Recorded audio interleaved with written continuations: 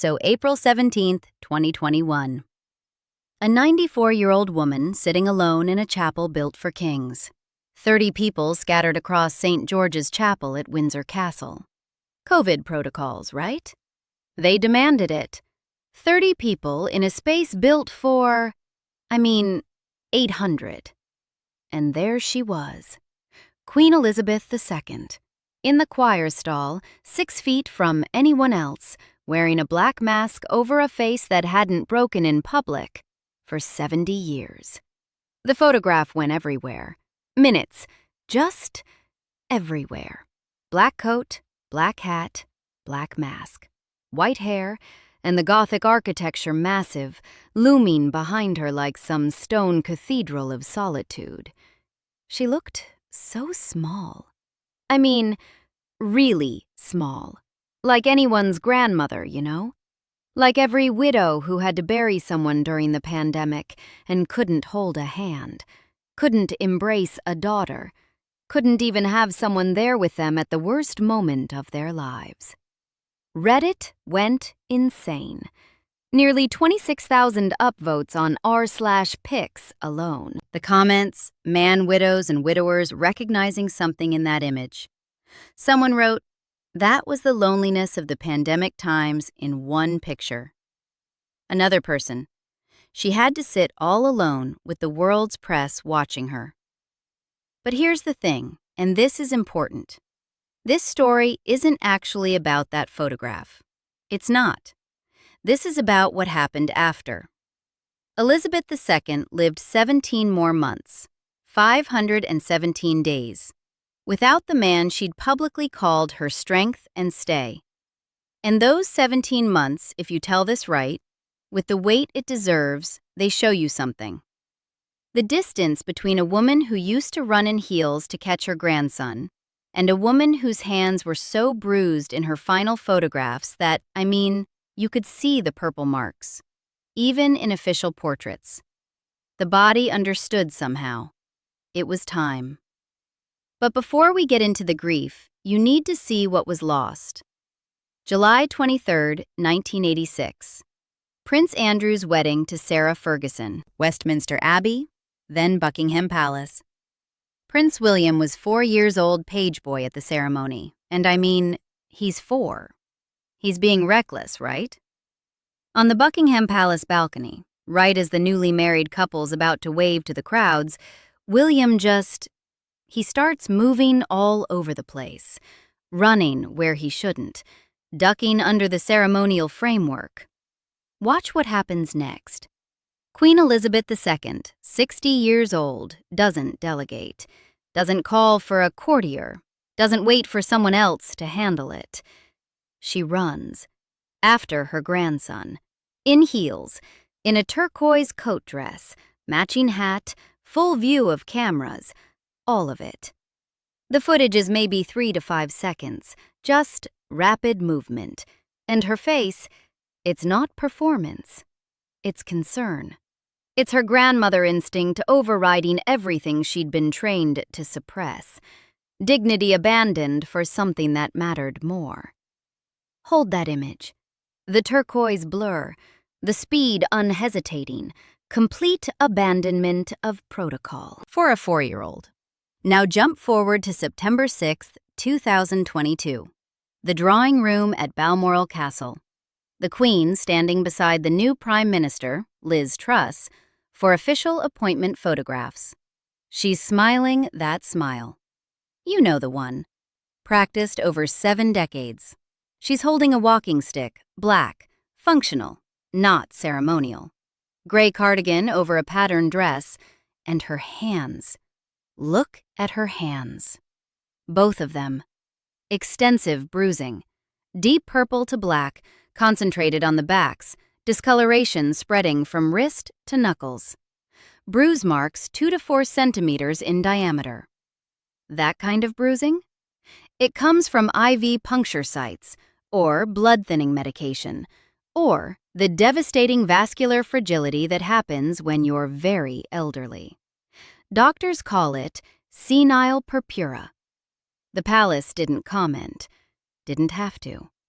Anyone who's watched a grandparent decline, you recognize those hands. The woman who ran in heels could barely stand for photographs. 17 months. That's all it took. To understand what Elizabeth lost when Philip died, you've got to go back, way back, to a summer in Scotland when a princess fell in love with a naval officer who had nowhere to call home. Balmoral Castle, summer of 1946. Heather blooming purple across the moors, the air thick with peat and rain. Princess Elizabeth, 20 years old. Prince Philip of Greece and Denmark, 25. He proposed somewhere on those grounds. She said yes. The engagement wasn't announced until July 10, 1947. King George VI thought his daughter was too young, thought she hadn't met enough eligible men to make that kind of decision. But Elizabeth knew her own mind. She'd known it, apparently, since she was 13. According to people who were there when she first saw Philip, something in her just settled. They married on November 20th, 1947, at Westminster Abbey. 200 million people listening on BBC Radio worldwide. Her wedding dress, designed by Norman Hartnell, required 10,000 seed pearls imported from the United States. And get this, post-war rationing was still happening. The future Queen of England was using ration coupons to buy material for her gown. 73 years, 4 months, and 19 days. That's how long they were married. 73 years. And this is the thing. It's the longest marriage any British monarchs ever had. Like, by a lot. Through coronations, through crises, through the entire empire basically dissolving, watching her own kids' marriages implode on live television. And 1992? God. 1992 was 2 royal marriages fell apart that year. Windsor Castle caught fire. £36.5 million in damage. Then Diana dies. And the whole monarchy's got to basically reinvent itself for a world that, honestly, doesn't even believe in divine right anymore. And they did it together. Until they couldn't. November 20th, 1997. Their 50th wedding anniversary. Queen Elizabeth II is standing in the banqueting house at Whitehall, and she gives this speech about her husband. But here's what you need to understand, and this is key. The context here is absolutely brutal. The Windsors are in freefall. Andrew and Sarah split in March 92. Charles and Diana separate in December 92, then divorce in 96. Castle's still recovering from the fire, and Diana, she dies in Paris, August 31st, 1997. 81 days. That's all that's between Diana's death and this golden anniversary speech. The monarchy's approval ratings are in the toilet. People are saying the Queen's cold, that she put the institution before her own humanity, that she didn't even mourn properly. And she gets up and she says this. He is someone who doesn't take easily to compliments, but he has, quite simply, been my strength and stay all these years. And I, and his whole family, and this and many other countries, owe him a debt greater than he would ever claim, or we shall ever know. Strength and stay. 4 words. That's it. But they're carrying everything. Centuries of English literature in 4 words. And what she's really saying is, Philip isn't just her husband. He's load-bearing. He's the thing that kept her standing while everything else collapsed around her. Philip dies on April 9th, 2021. 3 days later, the Queen releases a statement. And she uses the same phrase, the exact same 4 words. 24 years later. Except now they sound different. Now they sound like a eulogy. He has, quite simply, been my strength and stay all these years. Has been, not is.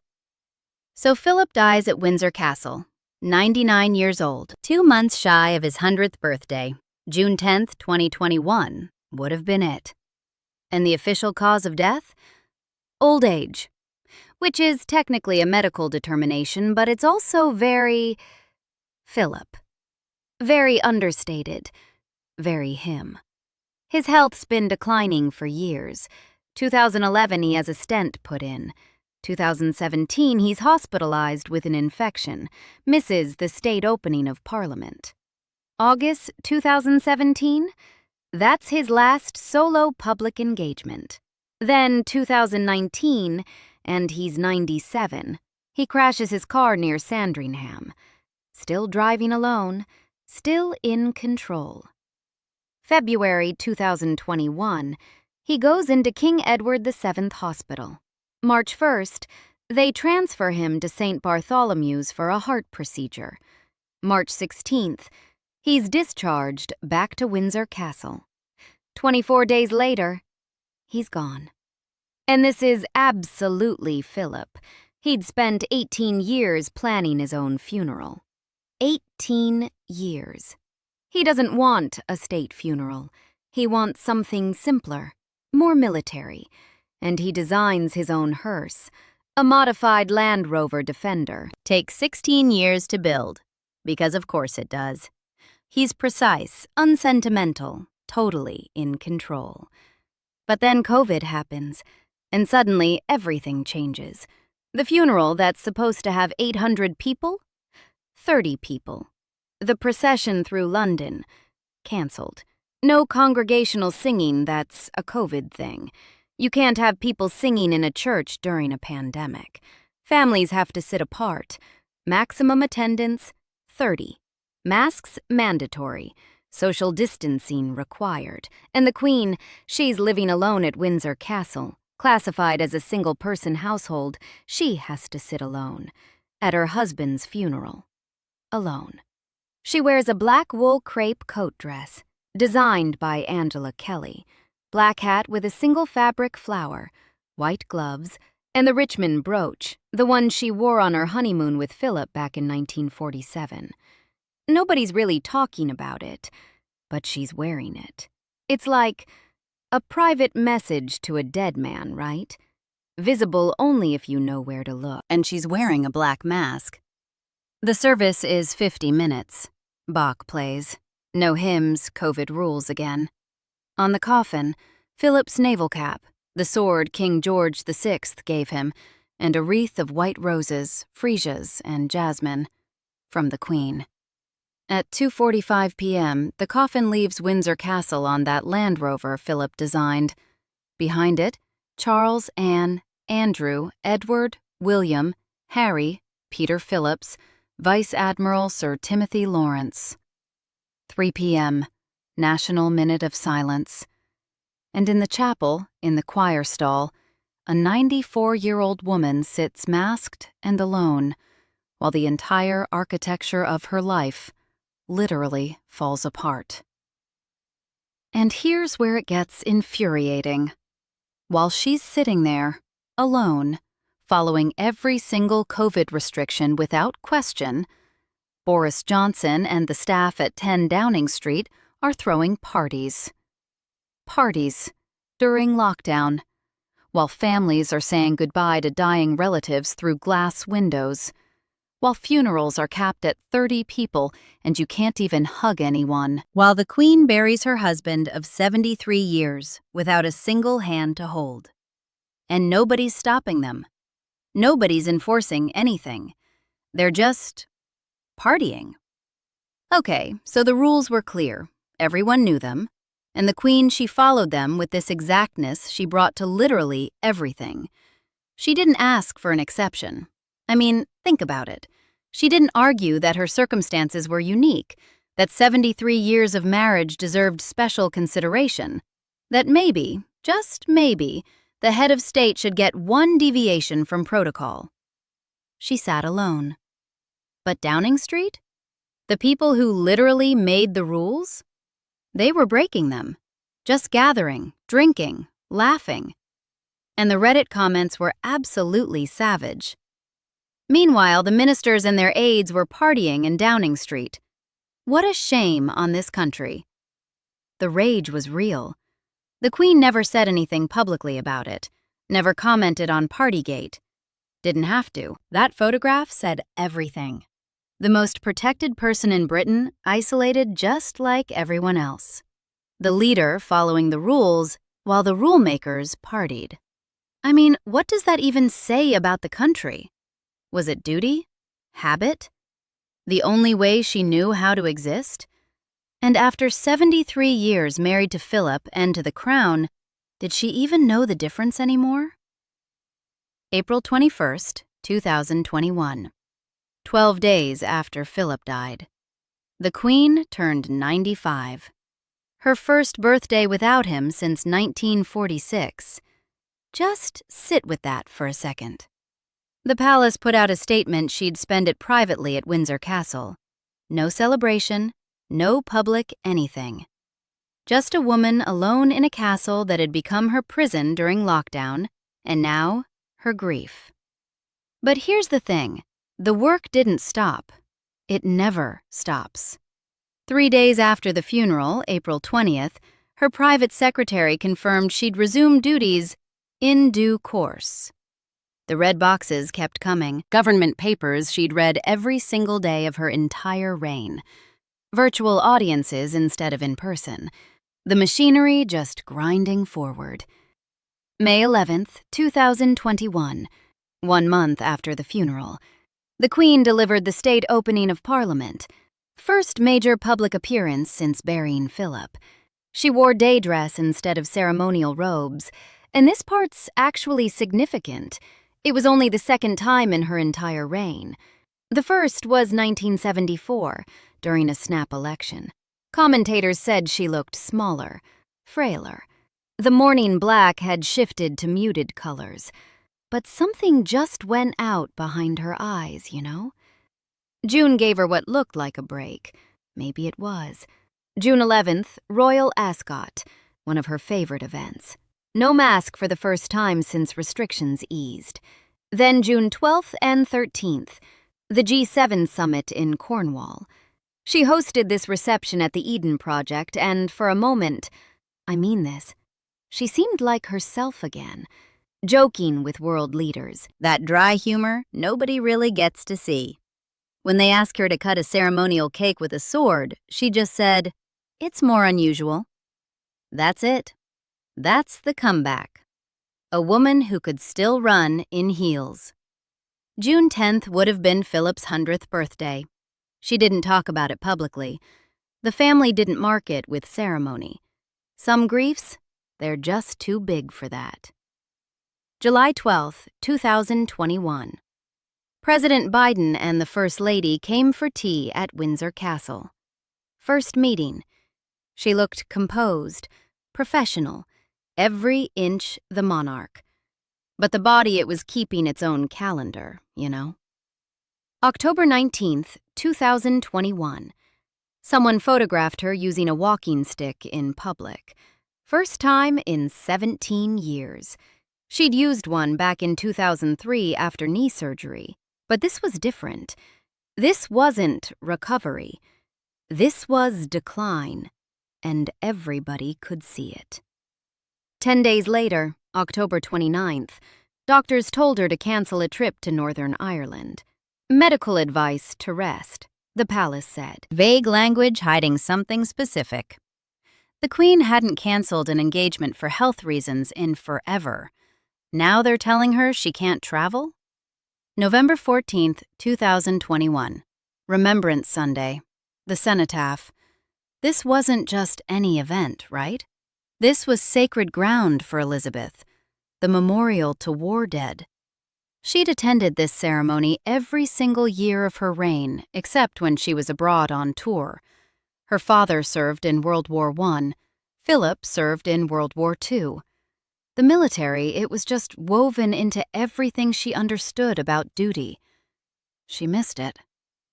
They said it was a sprained back. But you miss Remembrance Sunday, and that tells you something real. That tells you the bodies stopped listening to the will. December 25th, 2021. The Christmas broadcast. She's sitting beside a photograph of herself and Philip from 2007, their diamond wedding anniversary. They're reading cards, smiling, together. And for the first time, and this matters, she spoke directly about being a widow. Although it's a time of great happiness and good cheer for many, Christmas can be hard for those who have lost loved ones. This year especially. I understand why. This year especially. The most private woman in the entire country, acknowledging her grief on television. Briefly, carefully. The only way she knew how to do it, with restraint, with measure. That familiar voice saying something nobody'd heard from her before. Something vulnerable. January 2022. Another crisis. Prince Andrew.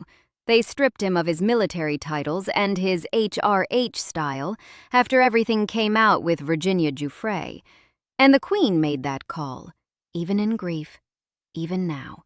She was still the institution's final arbiter. The crown before the family. It's always the crown. February 6th, 2022. The Platinum Jubilee officially kicks off. And Elizabeth II, she's the first British monarch to ever reign for 70 years. 70. That's a long time. 70 years since her dad died at Sandringham, and she became queen at 25.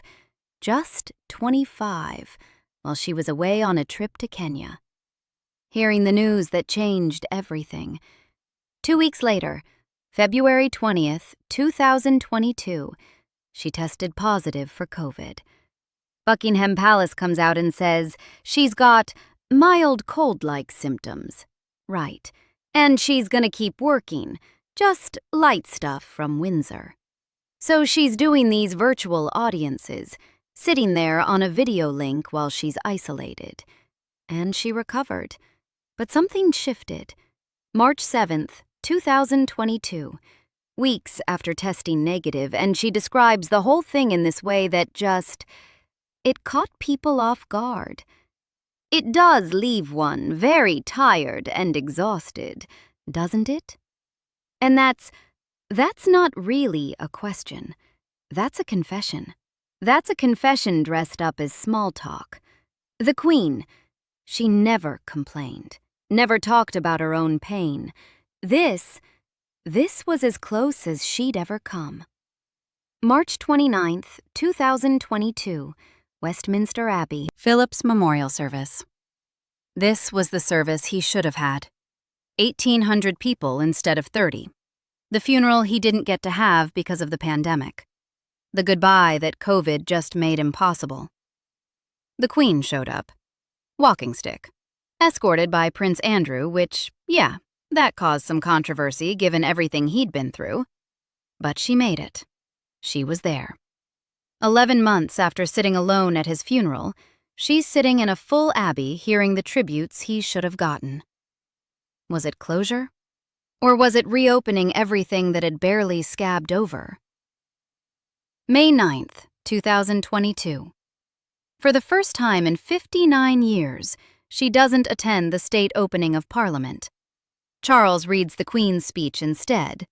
And the palace, they say, episodic mobility problems. 3 words. That's all it takes.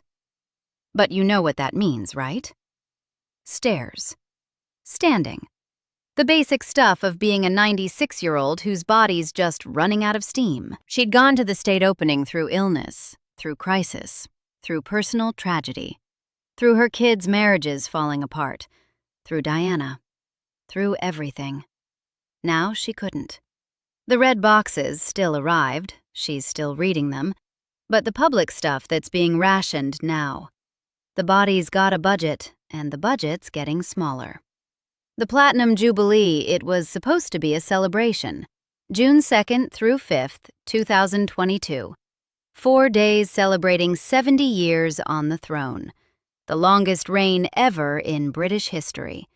Parades, concerts, street parties everywhere. 22,000 people on the Mall. The whole world wanted to see her. She gave them less than 30 minutes. That's it. June 2nd, trooping the color. She appears on the Buckingham Palace balcony twice, and I mean briefly. Pale blue coat, matching hat, walking stick. Just that signature wave of hers, that little wrist thing she'd perfected over 70 years. Duration? 15 minutes total. After she comes inside, the palace releases this statement. The Queen greatly enjoyed today's birthday parade, but did experience some discomfort. Some discomfort. That's the understatement of her entire reign right there. June 3rd. Service of Thanksgiving at St. Paul's. 1,800 people there. Royal family everywhere. The nation's watching. And the Queen, she doesn't show. The pain from the day before, it's too much. A 96-year-old body that just spent a day standing, walking, performing is saying, nope, not today. Can't do it. June 4th. Epsom Derby. Horses. Her absolute greatest love outside of Philip, right? The bloodlines she'd memorized, the foals she'd raised, the winners she'd celebrated. Only the 4th time she's missed it in 70 years. And where is she? Watching it on television from Windsor Castle. June 5th, the Platinum Jubilee pageant. The final day. The big finale of 4 days celebrating her reign. She makes one last balcony appearance. 5 minutes. Maybe less than that. She's standing on the Buckingham Palace balcony. Charles and Camilla on one side, William and Catherine on the other. The kids there, the whole line of succession fanning out around her. 22,000 people cheering. She waves, she smiles, and then she's gone. Less than 30 minutes across 4 entire days. The woman who'd stood for hours at coronations, at state visits, at ceremonies she can barely do, minutes now. And that's it. That's the last time the British public ever sees Queen Elizabeth II in person. July 21st, 2022. She goes to Balmoral Castle for the summer. Balmoral, where Philip proposed to her, 76 years earlier? Where they walked around as young people with their whole lives ahead. Where the heather turns purple every August on the moors, still the same as it always was. She doesn't come back. Reports start coming out through August her mobility's getting worse. She's spending more time in the smaller rooms, stays closer to her bedroom. The people around her notice the red box sessions are getting shorter. She's tiring faster. But she still makes them read her the government papers, still does the job. It's all she knows how to do. September 5th, 2022. Boris Johnson resigns as Prime Minister. Finally. The scandals caught up with him all those parties while she was sitting alone in a mask. The guy's finally out, and she's still here. She outlasted him. She always did. 15 prime ministers from Churchill to whoever was next. September 6th, 2022. The Queen appointed Liz Truss as Prime Minister at Balmoral Castle. Now, that doesn't sound like much, right? But it was actually unprecedented. 70 years. 70 years she'd been on the throne, and she'd never, not once, appointed a prime minister anywhere except Buckingham Palace. That was the rule. That's what happened. The monarch stays put, and the new PM comes to you. They come to the palace. But she couldn't travel anymore. So the appointment came to her instead. And here's the thing. The photographs from that day? Those are the last official images of Queen Elizabeth II. Jane Barlow from the Press Association took them in the drawing room at Balmoral. You can see it all right there. The walking stick, the smile, that practiced smile she'd perfected over decades. Gray cardigan, patterned dress underneath. But she looked thinner, smaller somehow. And those hands, look at them. The bruising was extensive, deep purple, black in places. The kind of damage very old skin just can't hide, no matter how official the portrait is. But, and this is almost unreal, her expression stayed controlled the whole time. Like she was still performing, you know? Because she had been. For 70 years. That's a long time to perform for an audience. 2 days later, she was dead. September 8th, 2022, 12:32 in the afternoon. Buckingham Palace releases this statement, and the whole nation just stops. They're saying, following further evaluation this morning, the Queen's doctors are concerned for Her Majesty's health and have recommended she remain under medical supervision. It's careful language, very institutional. But everyone, and I mean everyone, knew what it meant. The family's racing to Scotland. Charles and Camilla. Anne's already there. William's going. Andrew. Edward. Harry's on a separate flight, which means he didn't make it in time. At 3:10 p.m., Queen Elizabeth II dies at Balmoral Castle. 96 years old. 517 days after Philip. Think about that. 517 days she lived without him, and then she was gone too. She died where it all started, actually, where this whole thing began. A 20-year-old princess said yes to a 25-year-old naval officer on a Scottish estate, and her whole life changed. The heather was blooming purple then, same as it was blooming purple in September 2022. Same as it bloomed in the summer of 1946. And here's what happened next. They moved Philip's coffin out of the royal vault under St. George's Chapel, moved it beside hers in the King George VI Memorial Chapel. Together again. Finally. In the place reserved for family, near her father, near her mother, near her sister Margaret. Strength and stay. That was their thing. Reunited. So what I want to talk about is the 17 months between April 2021 and September 2022. Because they tell you something. They tell you about bodies, about grief, about how loss gets into your bones and your tissue and just settles there. The institution, the monarchy, the crown, whatever you want to call it, it shaped everything about Elizabeth's reign, trained her since childhood not to be, and I'm quoting here, demonstrative in public. Keep your composure, represent instead of feel. For 70 years, that worked. The performance protected her.